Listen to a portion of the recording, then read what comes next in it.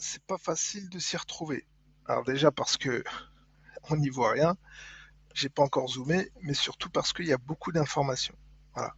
Donc ça, c'est une carte interactive que j'ai trouvée ici sur le blog du modérateur. Ça ressemble à ça. Donc là, on voit qu'il y a beaucoup de compartiments, il y a des grands compartiments, il y a des sous-compartiments. Et à partir de là, on va pouvoir avoir une carte interactive. Voilà, donc ça donne ça. Ce qui est bien, c'est qu'on peut trouver un outil. Donc je vais taper par exemple Langchain. Taper Langchain et il va me l'identifier et je sais dans quel compartiment il est.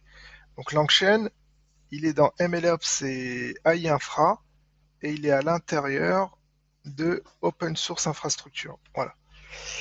Alors, déjà, on va regarder les grands compartiments et après mon propos, ça va être de dire comment j'utilise un modèle que je veux customiser. C'est ça la question et c'est ça le sujet de la vidéo. Alors, déjà, on va regarder un petit peu, on va faire un petit tour. Donc, on a les infrastructures. Donc, c'est quoi une infrastructure? AWS, par exemple, Google Cloud Storage. Voilà les infras. Dans les infras, on a le storage. Ici, on a les data lake. Donc, on va retrouver Snowflake sûrement. Voilà, Snowflake est là, Cloudera. Ça, c'est les data lake. Les data warehouse, on retrouve Snowflake aussi, c'est normal. Oracle, VMware, très bien. Streaming in memory. Donc là, on va avoir normalement du Databricks aussi. Voilà, il est là.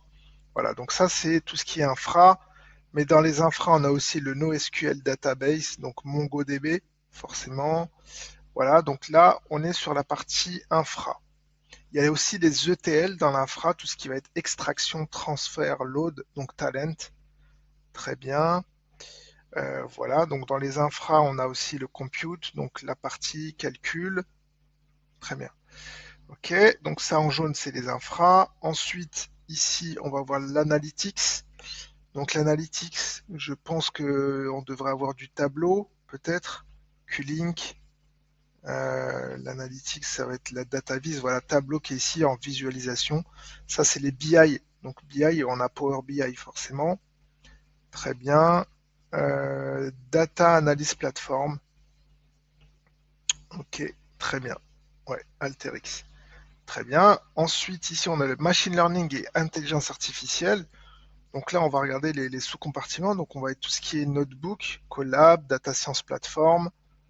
Très bien. Anaconda, Entreprise ML Platform. Et Data Generation et Labeling. MLOps, tout ce qui est MLOps.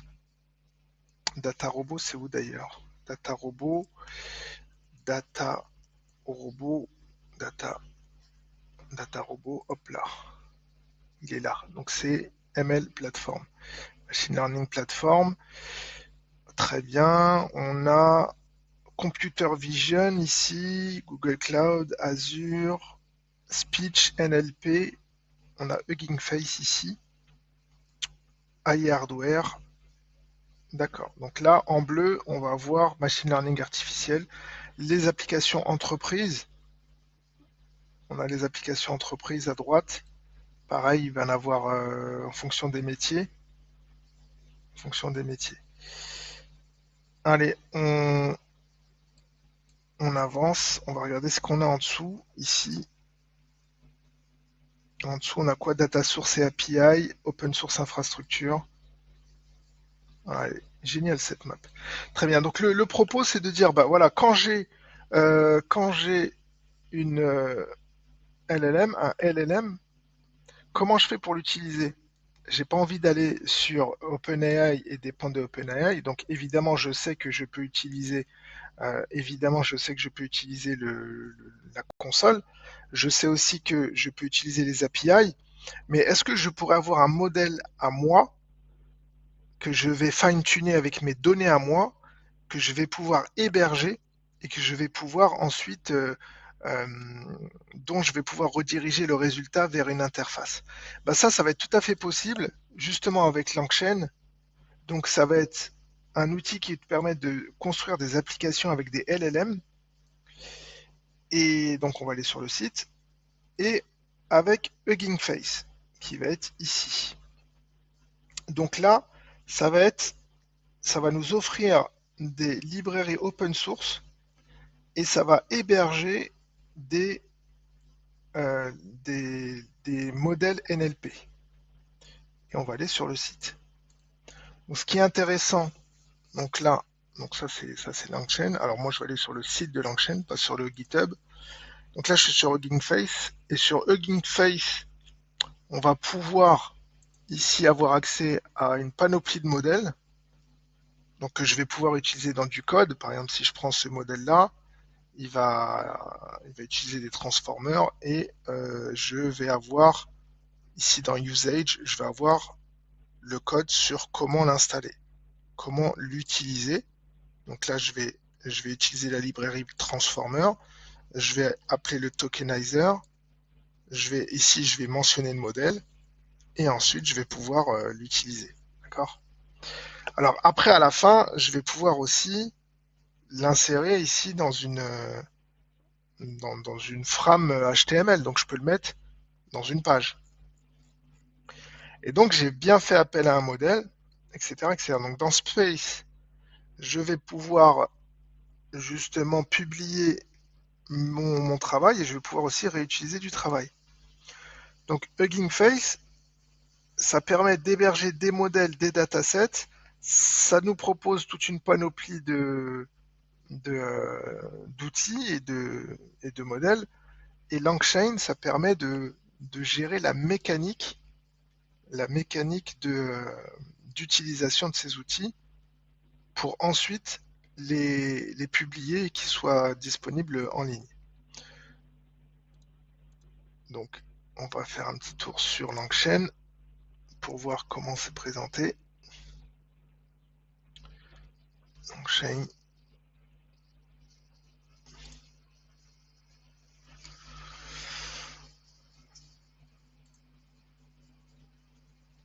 Voilà, the largest community building the future of LLM apps. Ça nous permet de pouvoir ici utiliser des applications.